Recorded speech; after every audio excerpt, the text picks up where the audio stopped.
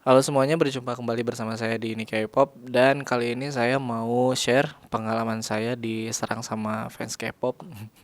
Akhirnya kena serangan juga ya di akun dan views yang tidak banyak ini ternyata tetap kena serangan dari fans K-pop juga.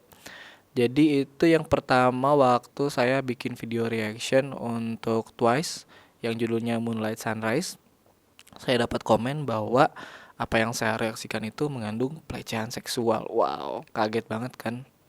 Karena seingat saya, sesadar saya, pas bikin video itu ya tidak ada niatan untuk melecehkan berbagai pihak, sebagian pihak gitu ya.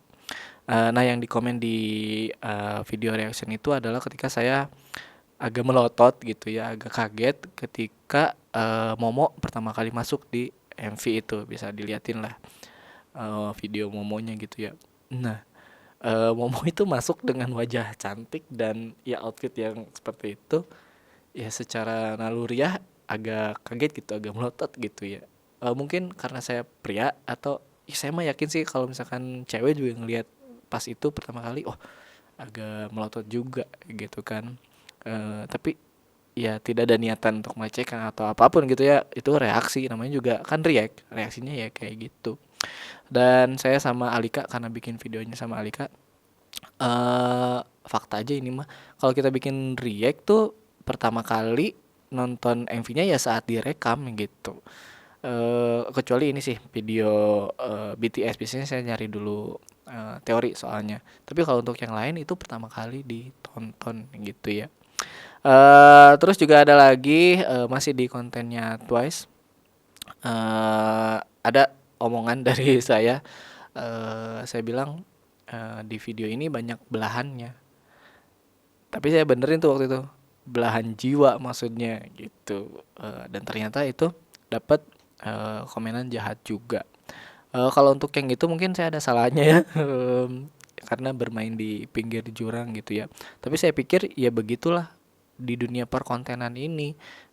Kadang kita diharuskan untuk bermain di pinggir jurang agar dapat kontennya, dapat lucunya gitu. Tapi ternyata apa yang saya anggap lucu dianggap pelecehan oleh pihak lain gitu, jauh banget kan dari awalnya lucu jadi pelecehan gitu ya. Ya tapi mungkin jokes orang preferensinya beda-beda gitu ya, jadi ya nggak bisa ngatur juga. Nah karena di situ mah saya ada salahnya bermain di pinggir jurang, jadi saya minta maaf kepada pihak yang merasa dirugikan, baik itu material maupun imaterial gitu. Cuman kalau misalkan kita lihat video klipnya, harusnya semua orang setuju sih bahwa emang banyak kan itunya teh gitu. Dan tiap membernya juga ngetis gitu. Apakah itu jangan diomongin di reaction? Apakah itu hanya boleh diomongin di tongkrongan aja, off air, offline? Itu mah rasisme atuh. Kan rasisme diomonginnya hanya di tongkrongan ya, dan semuanya ketawa gitu. Tapi kan masa Twice disamakan dengan rasisme gitu. Um, tapi ya sekali lagi kalau misalkan itu merugikan gitu ya saya mohon maaf gitu. Terus apa lagi ya, ya kalau misalkan dilihat dari video klipnya kan mereka juga ngetis itu member-member Twice-nya, sudut kameranya juga dari atas gitu, berarti kan ada tendensi secara teori juga atau secara teknik itu tujuannya memperlihatkan gitu. Tapi kenapa pas di komen malah dapat kecaman gitu. Eh, Warga Indonesia mah emang ikatan dengan warga asingnya kan selalu kuat ya. Eh, Kemarin aja terakhir Piala Dunia gagal gitu kan. Tapi itu bola ya. Terus yang kedua saya juga baru kemarin nih satu konten TikTok dapat report yang banyak banget, minta di take down lah gitu. Jadi konten ini adalah konten yang saya bikin soal rumornya Sehun, dimana Sehun itu digosipin dia punya pacar dan pacarnya lagi hamil gitu katanya. Saya bikin tuh kontennya, just di TikTok rame. Awalnya sih komennya, wah iya bang, itu semua gosip gitu kan, itu semua fitnah. Saya juga kasih tahu di video TikTok itu bahwa ini bukan Sehun, sudah diklarifikasi oleh SM bahwa itu beritanya bohong. Bahkan Sehunnya sendiri kan kalau nggak salah dia klarifikasi ya di aplikasi Bubble gitu, bahwa itu bukan dia gitu. Cuman saya itu bikin thumbnailnya Sehun punya pacar tanda tanya, pacarnya hamil tanda tanya gitu. Tapi secara isi saya tuh tidak suka dengan fitnah yang disampaikan kepada si Sehun ini gitu. Saya kasih tahu bahwa udah ada nih konfirmasi dari SM dari Sehun bahwa semuanya bohong gitu. Cuman tiba-tiba si video itu screenshotan thumbnailnya masuk ke sebuah fanbase EXO di Twitter, di mana sendernya meminta agar video ini di report gitu, dan saya dapat banyak report. Kaget juga, daripada kenapa-napa saya take down aja. Cuman yang pengen dikasih tahu ke yang nonton, mungkin kalau ada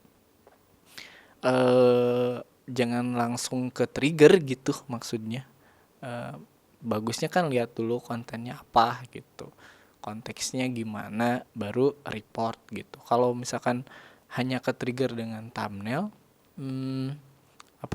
ya berarti nggak pinter-pinter banget gitu, nggak lihat dulu isinya. Padahal kan isinya di situ saya nggak, ini bohong gitu, saya tuh support EXO gitu ya, saya ini EXO-L lah gitu misalkan ya. Sebenarnya kan isinya bukan yang seperti di thumbnail. Cuma kan itu di thumbnail juga pertanyaan ya. Ini saya punya pacar, pacarnya hamil gitu. Enggak yang saya punya pacar, pacarnya hamil. Enggak gitu. Tanya gitu. Kan baik lagi ini dunia perkontenan mungkin kayak gini gitu ya. Mengharuskan penikmatnya jangan hanya ke trigger atau langsung marah gitu dengan thumbnail, tapi lihat dulu isinya. Tapi ya kalau misalkan sekali lagi itu membuat sebagian pihak malah jadi marah, saya mohon maaf gitu ya. Cuman saya juga minta bahwa kalian itu lihat dulu isinya gitu, baru lakukan report atau hate atau komen atau apapun kayak gitu.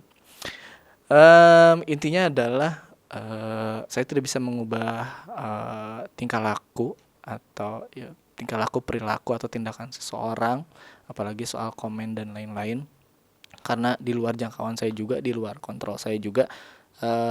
Cuman jadi belajar aja gitu, bagaimana saya ngonten, tapi semoga jadi pelajaran juga buat yang ngomen gitu, bahwa ya sebaiknya dipikir dulu, sebaiknya dilihat dulu secara utuh baru ngomen. Jadi komenannya juga kalau misalkan setelah kalian nonton full, komenannya kredibel gitu.